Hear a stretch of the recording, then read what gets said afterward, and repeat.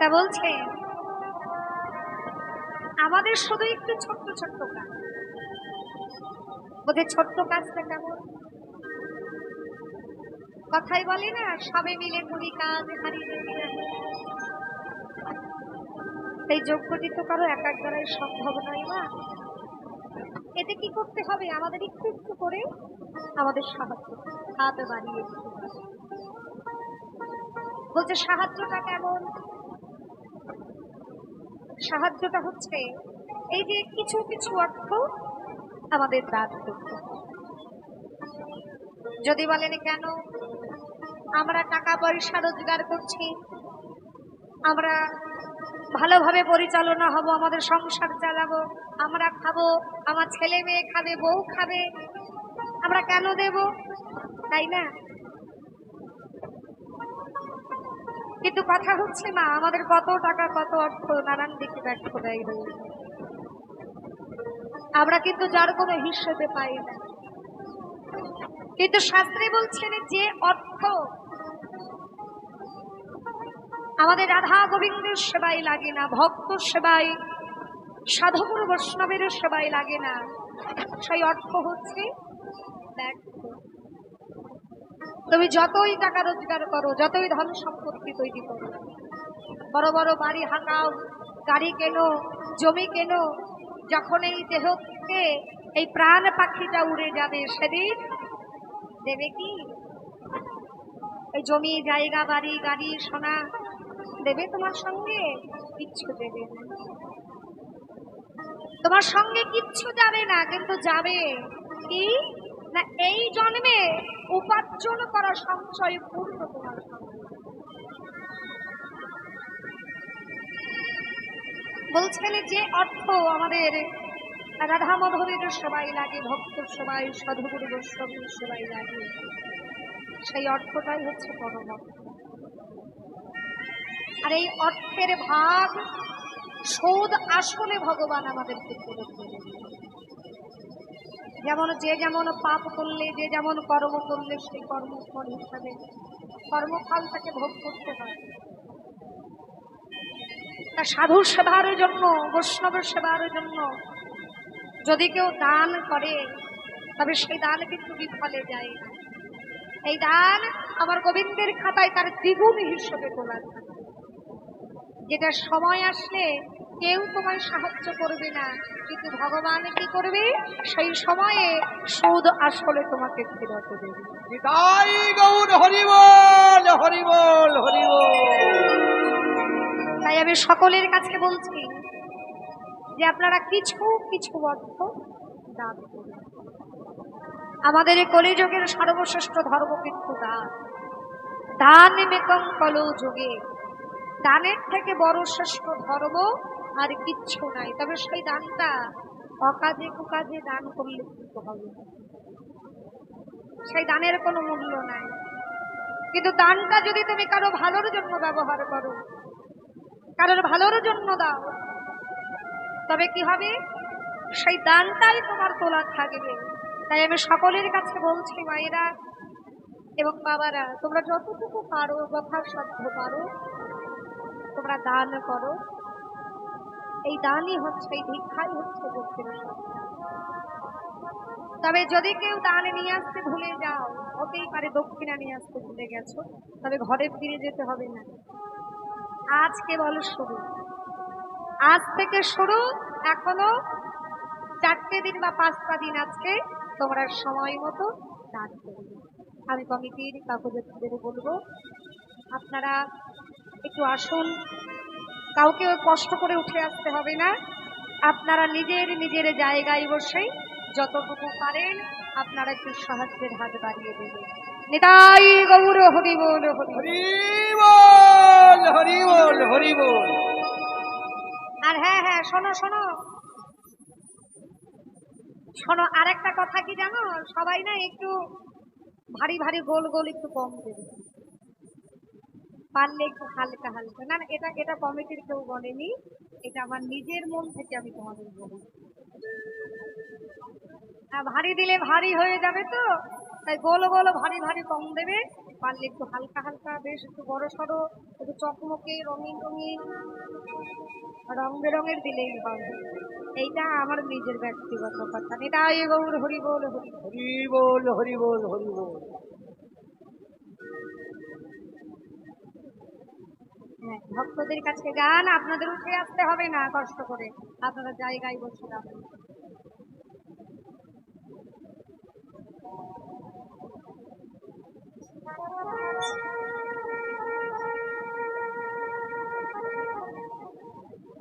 ছোট ছোট বাচ্চারা এসে গানে দিচ্ছে, এখানে আর কি বলবো। হরি বল হরি বল।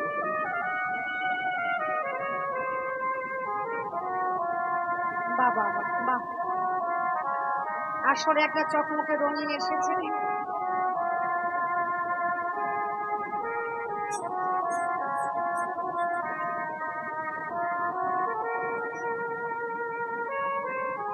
মায়েদের বলবো, মায়েরা তোমরা নিজের জায়গায় বসো, বসে বসে দান দাও।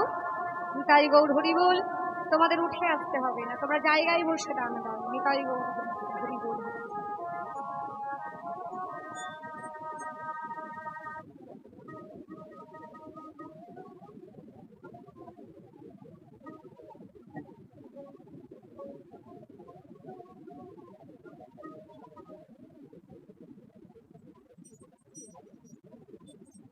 দেখো সবাই দাম দিও। উনি নিয়েও গেছে একটা রঙিন রঙিন কাপড়, গেরুয়া বস্ত্র। এটাই গৌর হরি বল। এবার আমাদের আজকের বিষয়বস্তু, সেই লীলা ক্ষেত্রের বিষয়বস্তুকে আমরা প্রবেশ করব। ভগবান পরমেশ্বরের তিনি নবলক্ষ ধেনুর পাল দ্বাদশ রাখালে বৃন্দ সঙ্গে নিয়ে এবার কি করেছেন, সদ্য বাৎসল্যের প্রভু পরকাষ্ঠা মাজা সমতির কাছে বিদায় গোষ্ঠী গমন করে এবার সখাদের সঙ্গে প্রাণ গোবিন্দ আমার খেলা খেলছেন। ও শ্রীদা,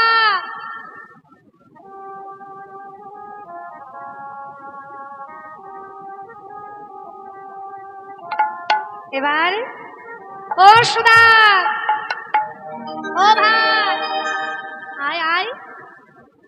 সখাদের সঙ্গে নিয়ে গোবিন্দ আমার খেলা খেলছে। খেলা খেলিতে খেলিতে শ্রীরাম সুদামকে সঙ্গে নিয়ে প্রাণ গোবিন্দ আমার, ও সুদা, আয় আয়। সখাদি নিয়ে খেলা খেলছেন। খেলা খেলিতে খেলিতে আর গোবিন্দের ভালো লাগছে না, আর খেলা ভালো লাগছে না। খেলা যখন গোবিন্দের ভালো লাগছে না, তখন শোভালেকে ডাকছে, শোভাল রে,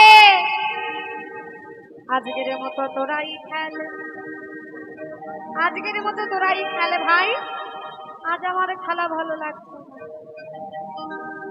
শোভাল বলছে, কেন রে, কেন খেলা ভালো লাগছে না কেন? এই তো একটু আগে বেশ মনোনিবেশ করে খেলা খেলছি, এখন আবার তোর কোন ভাবে উদ্দীপন হলো রে কানাই, যে মনোনিবেশ করে খেলা খেলতে পারছিস না?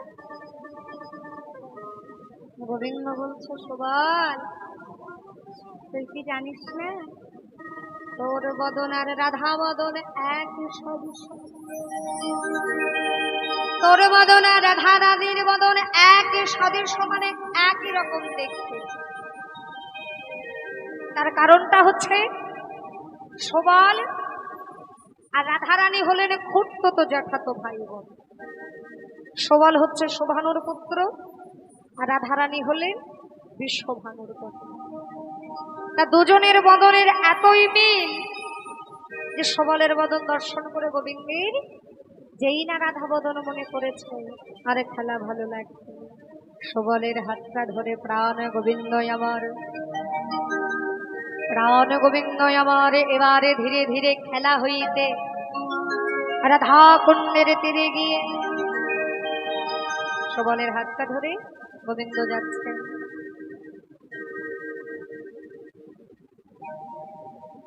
শোভালোক রিয়া সঙ্গে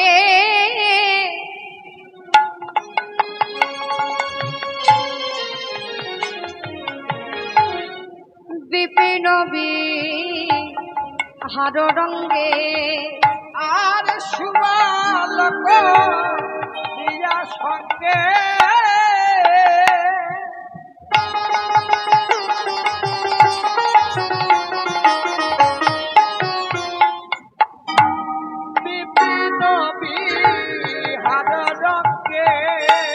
শোভালোক রিয়া সঙ্গে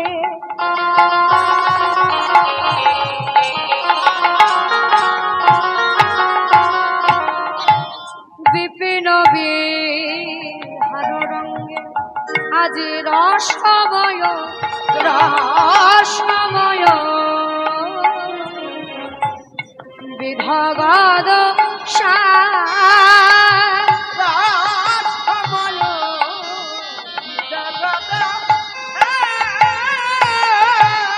রসময় বিধগদ শ্যাম ও শ্যাম রসময় বিধগদ আজ খেলা ভালো লাগে না রে খেলা ভালো লাগে না রে আবার খেলা ভালো লাগে না রে খেলা ভালো লাগে না বলিও রে আমার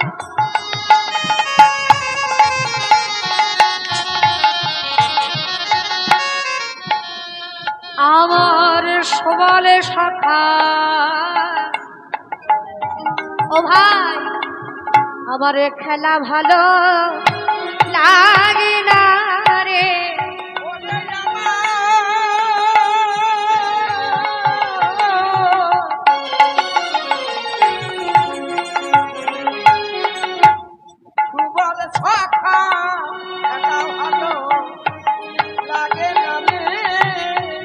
ওরে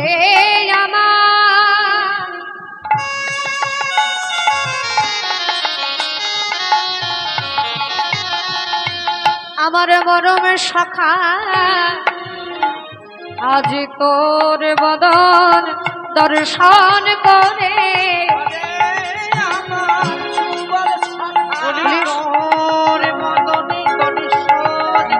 আমার খেলা ভালো লাগে না রে সুবল রে তোর বদন হে রে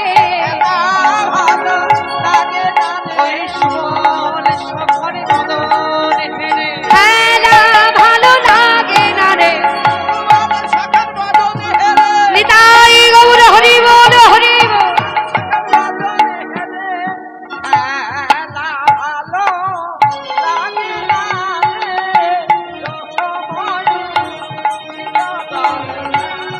ও শ্যাম রসময় বিধগদ শ্যাম বিধগদ শ্যাম বিধগদ শ্যাম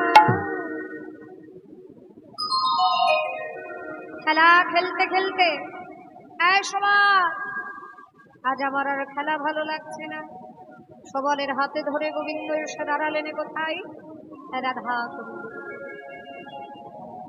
হাতে ধরে এবারে রাধা কুণ্ডে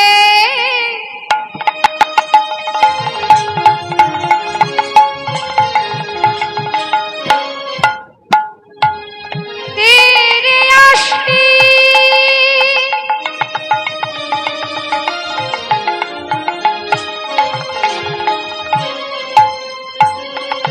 কুসুম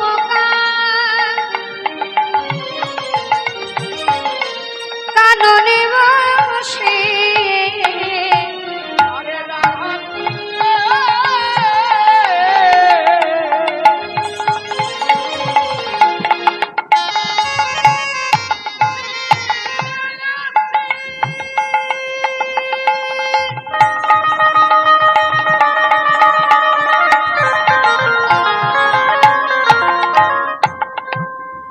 কুসুম কাননে বসে আবার শোভা রে শোভা রে অতি অনুপম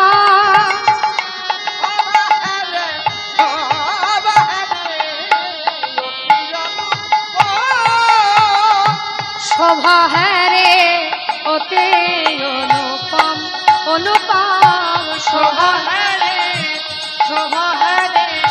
অতি অনুপম শোভালে দেখে রে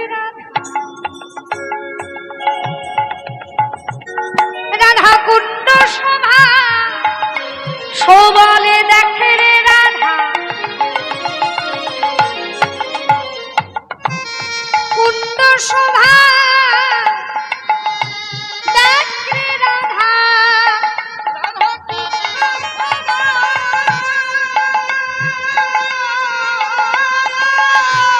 ও সবাল ভালো করে চেয়ে দেখ কুণ্ড শোভা এই কানা কি রে তুই আমায় প্রতিদিন এই রাধা কুণ্ডে তীরে নিয়ে আসিস আর এই শোভা দেখিয়ে আমায় বলিস দেখ না দেখ কত শোভা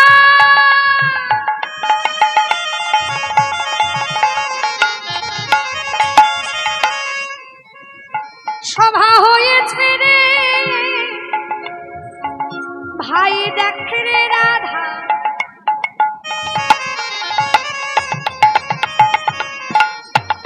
কুণ্ড শোভা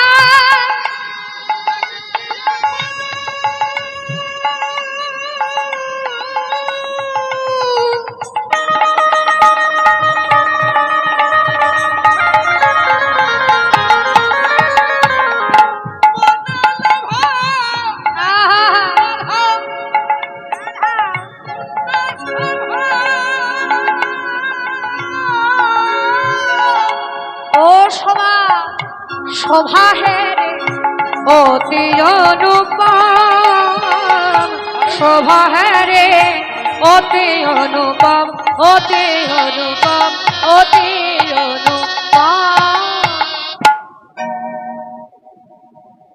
সবাল একবার চেয়ে দেখ রাধা কুণ্ডের তীরের শোভা কত সুন্দর হয়েছে সবালে বলছে কানাই রে আমি বুঝতে পেরেছি তুই আমাকে ভোলানোর চেষ্টা করছিস এই রাধা কুণ্ডের তীরের শোভা দেখিয়ে তুই আমায় ভোলানোর চেষ্টা করছিস আমি বেশ বুঝতে পেরেছি এবার গোবিন্দ আর সবল যখন কথোপকথন করছেন এমন সময় কি হলো এমন সময় সেই স্থানে এসে উপস্থিত হলেন কে বৃন্দা দেবী হেন কালে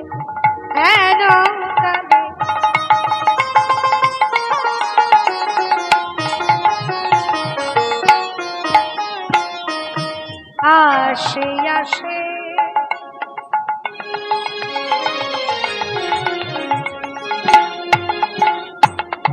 সেখানে মিলে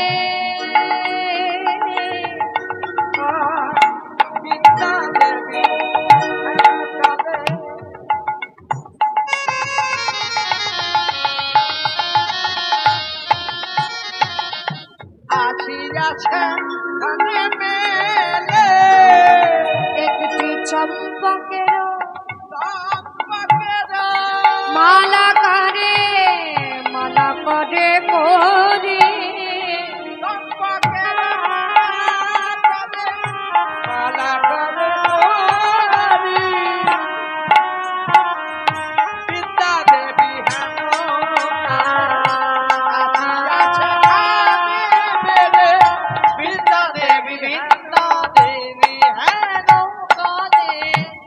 এমন সময় বৃন্দা দেবী একটা চম্পক ফুলের মালা হাতে নিয়ে যেখানে সবল আর গোবিন্দ কথোপকথন করিতেছিলেন সেই স্থানে গিয়ে উপস্থিত হয়ে দেখছেন কি বৃন্দা দেবী দেখছে মালা একটা কিন্তু বসে আছে দুইজন এক হচ্ছে গোবিন্দ আর এক হচ্ছে সুবল শাস্ত্রে বলছেন ভাবময়ী ভাবে দর্শন করলে দেখেন কি একদিকে বসে আছেন ভক্ত আর একদিকে বসে আছেন ভগবান এবার মনে মনে ভাবছে মালাটা আমি কাকে রেখে কার গলায় পরিয়ে দিই।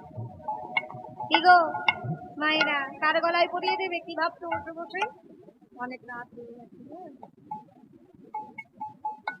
বসে বসে ভাবছে অনেক রাত হয়ে গেছে, কীর্তনিয়া কখন কীর্তন শেষ করবে, আমরা বাড়ি যাবো না?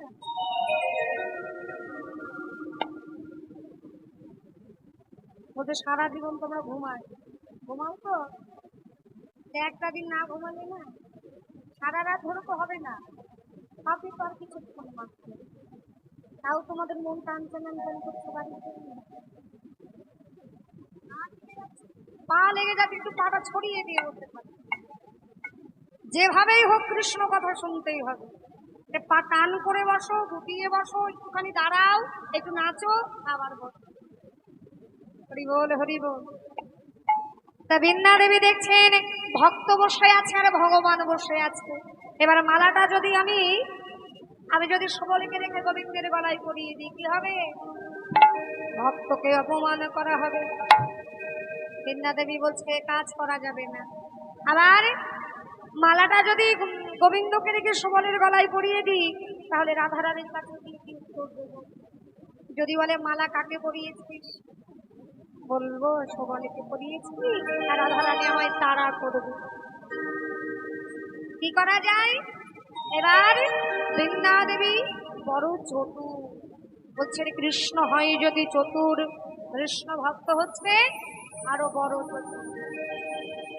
একটু করে এগিয়ে গেছে, গিয়ে এই সুবাল হাতটা দে। সবালের কাছে বলছে হাতটা দে। যে সবাল মনে মনে ভাবছে আমি তো আলা ভোলা গোয়ালার ছেলে, আমার হাত নিয়ে কি করবি রে?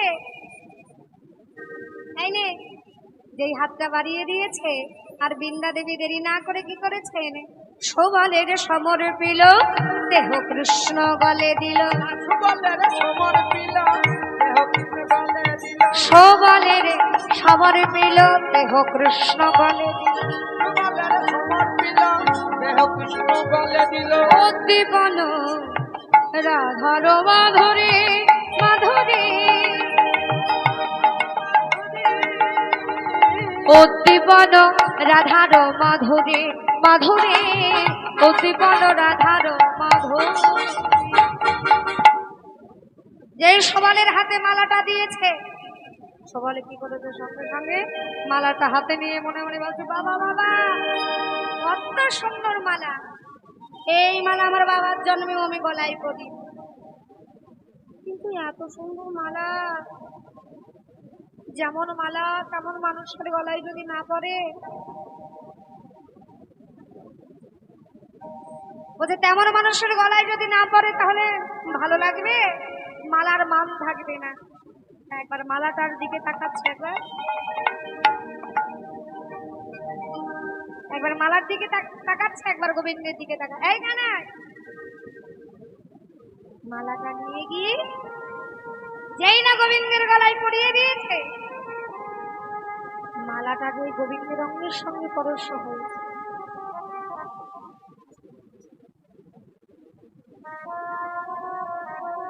মালাটি দুটি হাতে ধরে গোবিন্দ বক্ষমাঝারে জড়িয়ে ধরেছে। সবাল, এই সবাল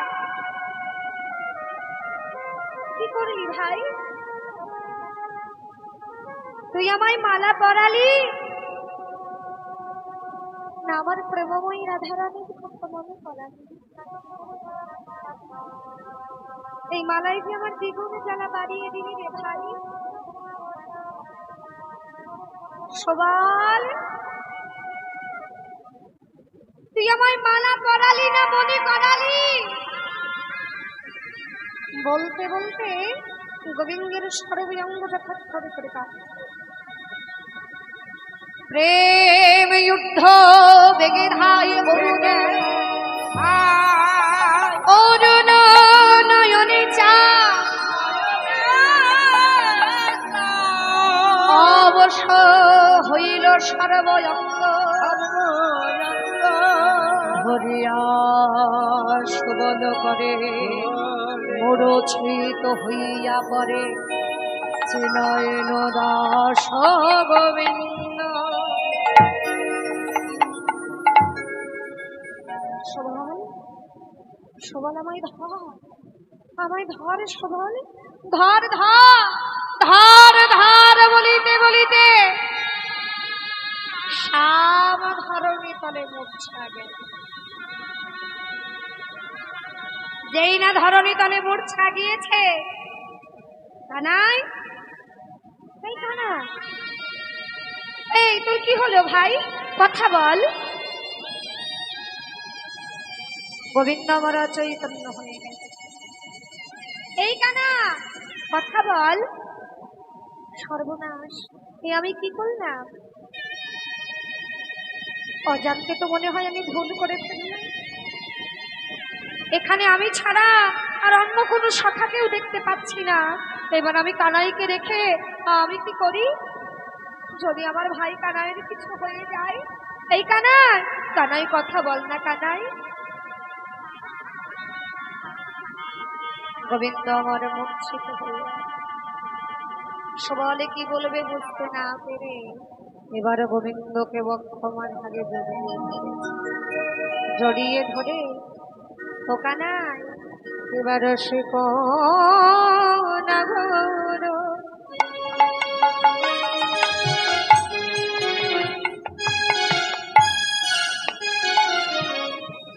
বিরহে কাতর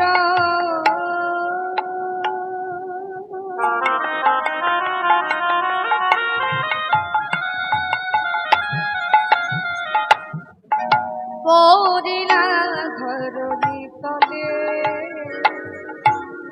এবার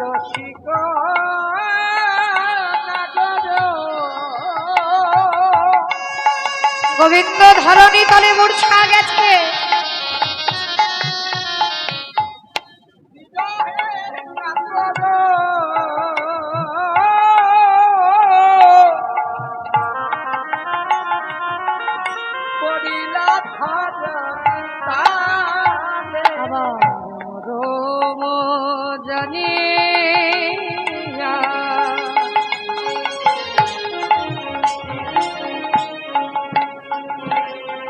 ব্যথিত হইয়া সবল করিল কোলে, বড় জানিয়া ব্যথিত হইয়া সুবল করিলা কোলে। মরম জানিয়া দেখো ব্যথিত হইয়া সবল করিল বলে। মরম জানিয়া ব্যথিত হইয়া সুবল করিলা কোলে। একবারে বলে না কানাই কি হয়েছে? বল না কানাই কি হয়েছে? কানাই রে তো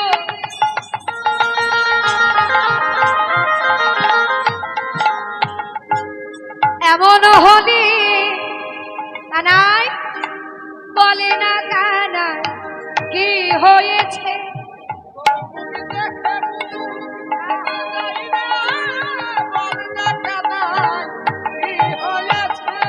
বলে এমন কেন?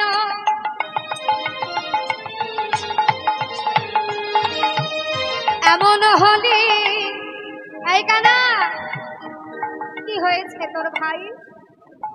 আর সবলে দেরি না করে বসন ভিজাইয়া মুখানি মুছায়া কহিছে মধুর বলে, অচম বিতে আসে রাধা কুণ্ডে বসে অচৈতন্য কেন হয়?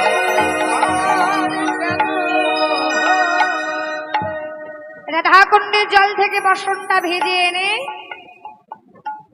সেই ভিজে আবর্ষণ দিয়ে গোবিন্দের মুখটা মুছিয়ে দিচ্ছেন। কানাই বল না ভাই, যে রাধা কুণ্ডে তোর তীরে এসে তোর কি হলো যে তুই এমন করে মূর্ছা গেলি? তুই কথা বলতে পারছিস না, তোর অঙ্গটা থরথর করে কাঁপছে। গোবিন্দ কিছুটা সুস্থির যেই কিছুটা সুস্থির হয়েছে সবালে বলছে আচ্ছা আচ্ছা শোন শোন শোন তুই আমার কাছে বল তোর কি হয়েছে তোর কি মনে নাই বনদমনলে আর সজলে প্রাণ দান দিলে তুমি সে ধার শুধিব যে বলো বলিবি তাহাই করিব আমি কানাই যেদিন আমরা বনের দাবানলে পড়েছিলাম আর সেই দাবানলে পড়ে আমরা কানাই কানাই বলে ডেকেছিলাম সেদিন তো তুই আমাদের বাঁচিয়েছিলি রে ভাই আবার যেদিন ওই কালীদহের বিষ জলে পান করে জনমের মতো আমরা প্রাণ হারিয়েছিলাম সেদিনও তো তুই আমাদের বাঁচিয়েছিলি রে কানাই তা আমরা তো তোর কাছে ঋণী আছি রে তাই আজ তুই যা বলবি সেই ঋণ সেই ধার শোধ করতে তুই যা বলবি আজ আমি তাই করব তুই শুধু একবার বলে দেখ তাই গোবিন্দ বলছেন বলবো শুনবি আমার কথা সবল বলছে বল না ভাই সজল নয়ন হেরিয়া বয়ান সজল নয়ন হেরিয়া বয়ান পরণ কেমন করে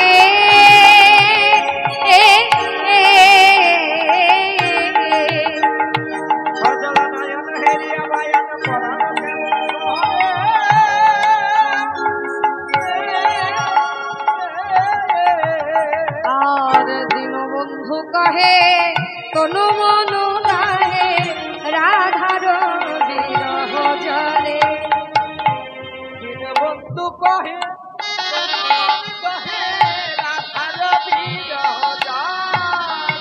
বলছে জ্বর হয়েছে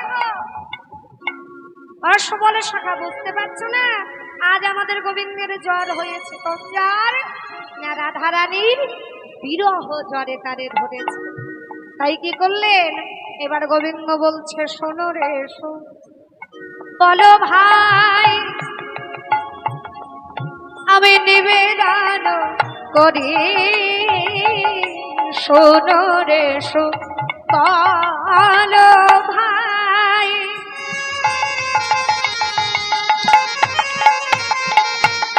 আমি নিবেদন করি কহিতে বয়ে না কহিলে মরি আমি কহিতে বয়ে না কহিলে আমি কহিতে বয়ে না কহিলে মরি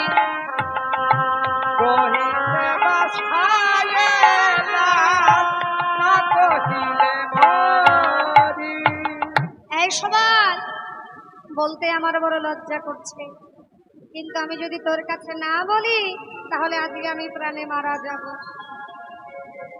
তো সবার বলছে বল না তোকে বাধা দিয়েছে কে তুই বল গোবিন্দ বলছে গাথিয়া চম্পক মালা মরে গলে দিল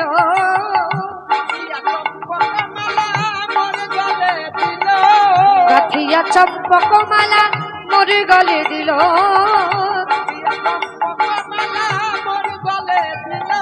চম্পক বরণী রাই মনেতে পড়িল চম্পক চম্পক বরণী রাই মনেতে পড়িল চম্পক বরণী মনে পড়াইল ও এইবার বুঝতে পেরেছি ওই চম্পক ফুলের মালা তোমার গলায় পরিয়েছি তো তাই চম্পক বরণী রাধারানীর কথা তোমার মনে পড়ে গোবিন্দ বলছে তাহলে আরে দেরি করিস না যা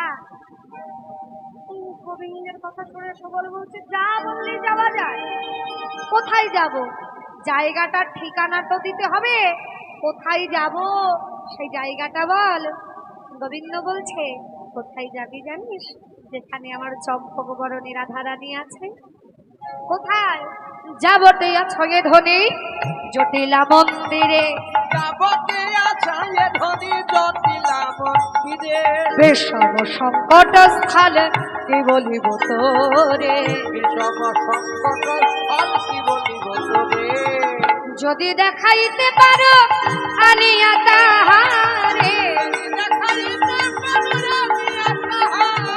যদি দেখাইতে পারো আনিয়া তাহারে দেখাইতে পারো আনিয়া তাহার হইব তোমার দাস জনমের তারে হইব তোমার দাস জনমের তারে দাস হবরে দাস হবরে দাস হবরে দাস হবরে এ সত্যি দাস হবে এই সবাল এ জন্মে নয় জন্মে জন্মে ও জন্মে জন্মে তুই আমার দাস হবি হ্যাঁ